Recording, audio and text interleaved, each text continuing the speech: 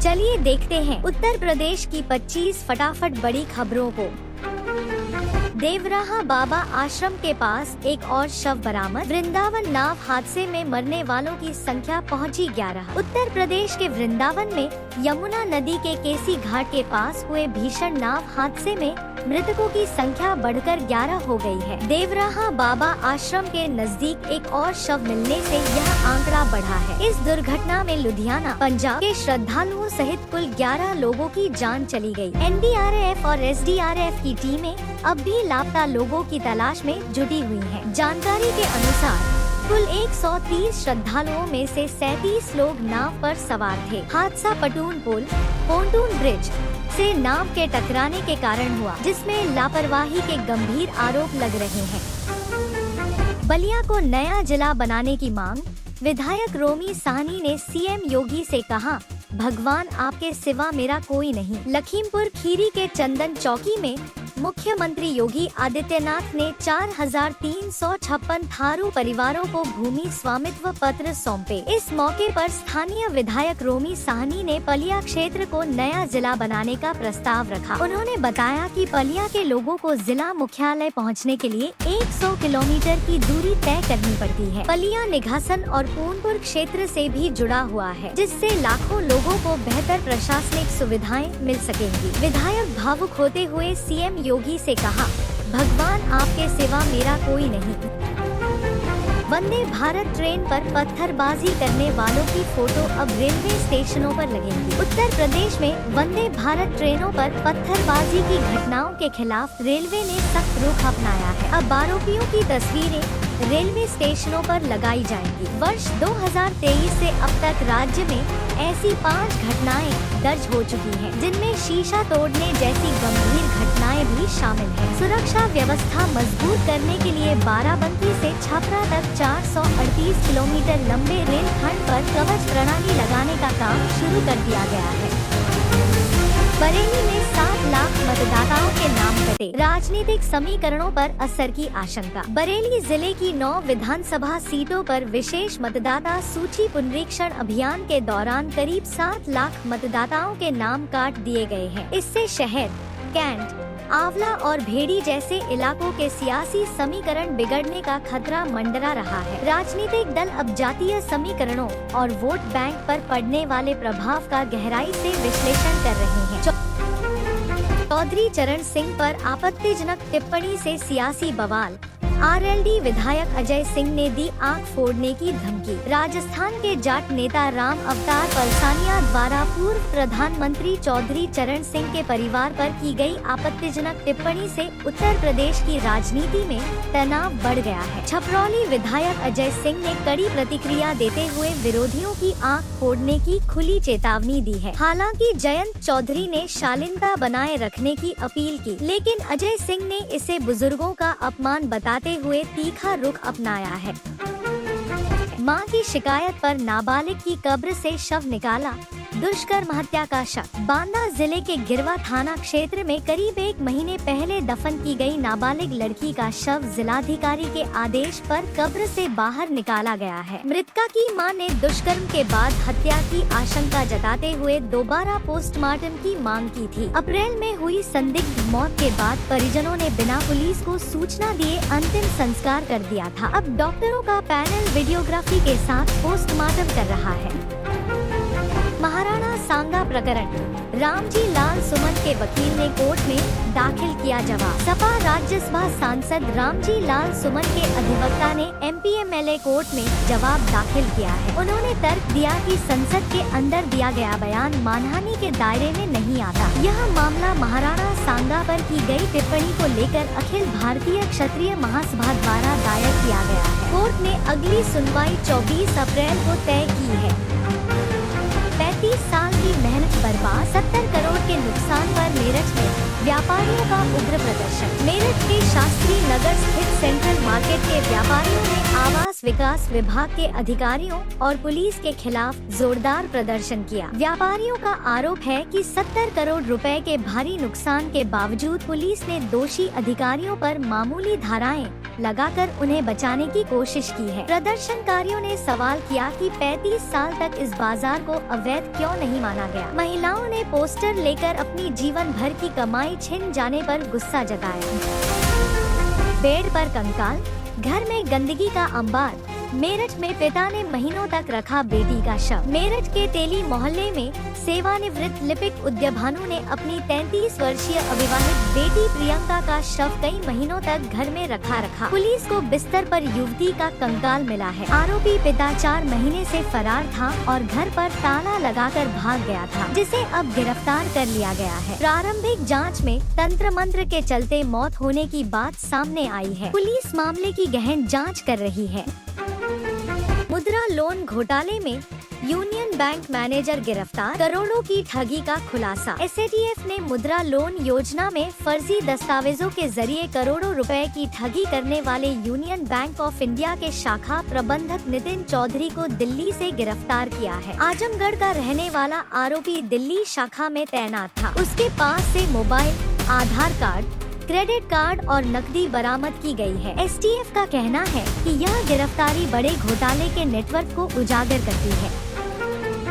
वृंदावन नाव हादसे पर डिम्पल यादव का गुस्सा, बोली सुरक्षा इंतजाम न होना बेहद चिंताजनक। सांसद डिम्पल यादव ने श्री बांके बिहारी मंदिर में दर्शन करने के बाद वृंदावन नाव हादसे पर गहरा दुख जताया है। उन्होंने सरकार पर निशाना साधते हुए कहा कि श्रद्धालुओं की सुरक्षा के लिए पर्याप्त इंतजाम न होना और नावों में ओवरलोडिंग अत्यंत चिंताजनक है। डिम्पल यादव ने पीड़ित परिवारों के प्रति संवेदना व्यक्त की और ऐसी घटनाओं को रोकने के लिए ठोस कदम उठाने की मांग की।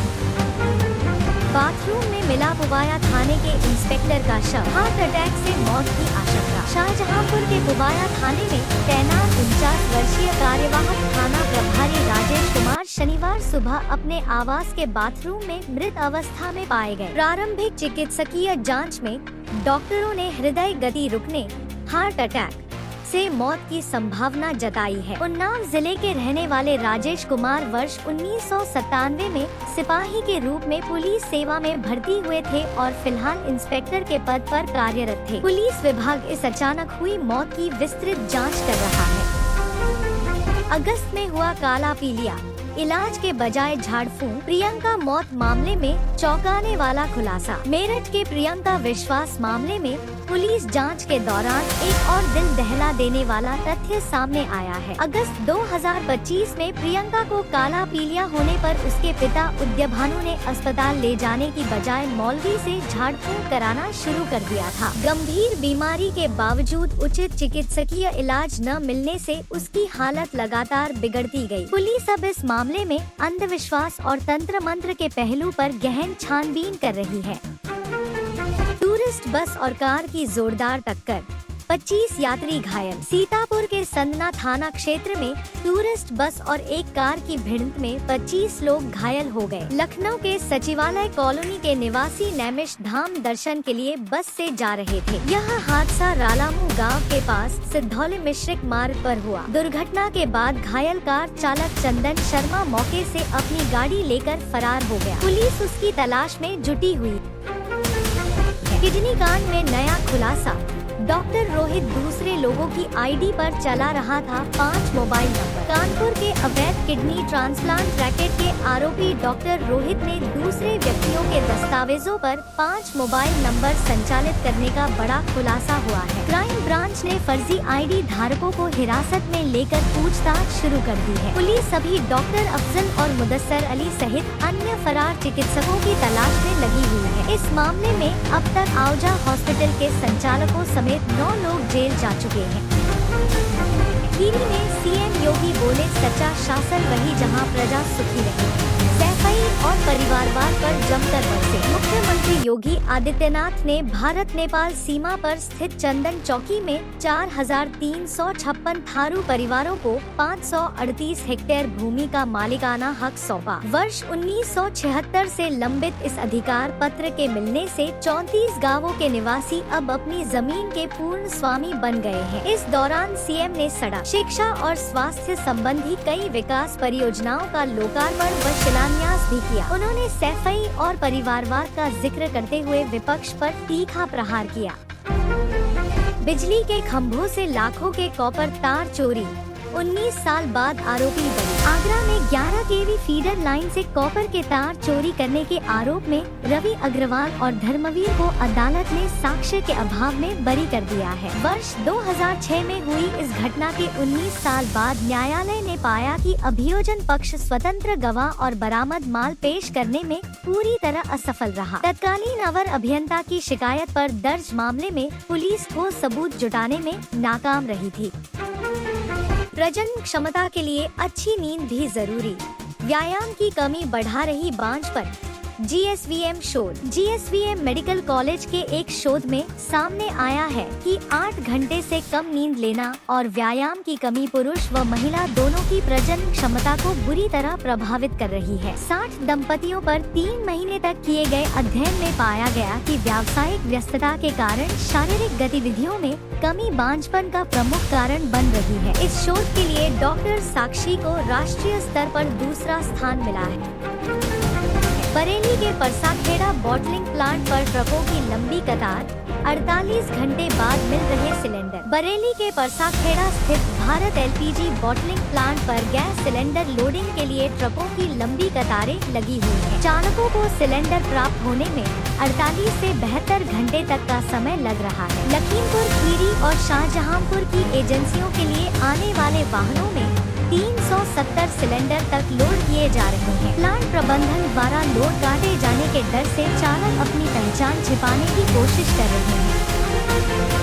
जाम से परेशान लोगों को राहत। आगरा के एमजी रोड पर मेट्रो बैरिकेडिंग 3 फीट कम की गई। आगरा के एमजी रोड पर कलेक्ट्रेट से रावली मंदिर तक मेट्रो की बैरिकेडिंग को 3 फीट कम कर दिया गया है। इससे यातायात व्यवस्था में सुधार आया है और राहगीरों को काफी राहत मिली है। एसबीआई तराहे से ढाकरान के बीच 3 पिलरों के निर्माण के लिए मेट्रो प्रशासन ने 2 महीने का अतिरिक्त समय मांगा है। बैरिकेडिंग संकरी होने के कारण पिछले कई दिनों से लग रहे भीषण जाम में अब काफी कमी देखी जा रही है। सिद्धपीठ काली माता मंदिर की जमीन की होगी पैमाइश, 40 लाख का बिजली बिल जूना अखाड़ा चुकाएगा। मुरादाबाद के सिद्धपीठ काली माता मंदिर की जमीन की नापजोख करने के लिए जिलाधिकारी ने राजस्व टीम गठित कर दी है। मंदिर पर बकाया 40 लाख रुपए के बिजली बिल का भुगतान अब जूना अखाड़ा करेगा। श्री पंचदर्शनाम अखाड़े के प्रवक्ता नारायण गिरी और संतों की डीएम से हुई बैठक के बाद यह फैसला लिया गया। साथ ही मंदिर परिसर में टिन शेड निर्माण और खराब हैंड पंपों की मरम्मत भी कराई जाएगी। प्रयागराज की हंडिया सीट पर क्या बीजेपी का खुलेगा खाता? 2027 में सपा बसपा गढ़ में सेंध लगाने की तैयारी। प्रयागराज की हंडिया विधानसभा सीट पर वर्ष 2002 के बाद से भाजपा एक भी बार जीत हासिल नहीं कर पाई है। वर्तमान में यहां समाजवादी पार्टी के हकीम लाल बिंद विधायक हैं, जो पहले बहुजन समाज पार्टी से जुड़े रहे हैं। आगामी 2027 के विधानसभा चुनावों में भाजपा गठबंधन इस सीट को अपने पक्ष में करने की रणनीति बना रही है, जबकि सपा अपनी पकड़ बनाए रखने का दावा कर रही है।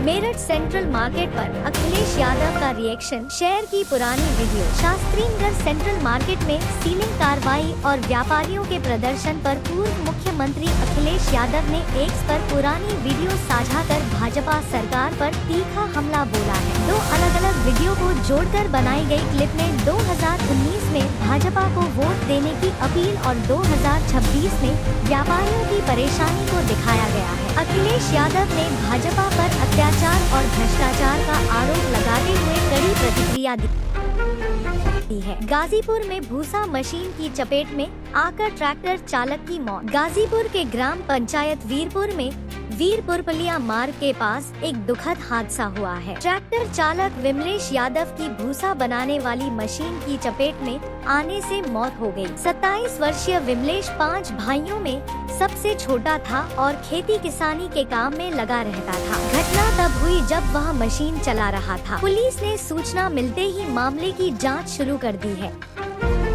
500 साल पुराना सिद्ध पीठ काली मंदिर अंग्रेजों को भी टेकने पड़े थे घुटने। मुरादाबाद के लालबाग स्थित सिद्ध पीठ काली मंदिर का इतिहास लगभग 500 वर्ष पुराना है। मंदिर के प्रथम महंत मिश्री गिरी महाराज की तपस्या से प्रभावित होकर ब्रिटिश शासन को मंदिर की भूमि पर अपना दावा छोड़ना पड़ा था। मान्यता है कि उनके द्वारा उछाली गई मिट्टी मिश्री में बदल गई थी, जिसके बाद अंग्रेजों ने घुटने टेक दिए। इस सिद्ध स्थल के संतों ने सनातन धर्म और संस्कृति की रक्षा में महत्वपूर्ण योगदान दिया है।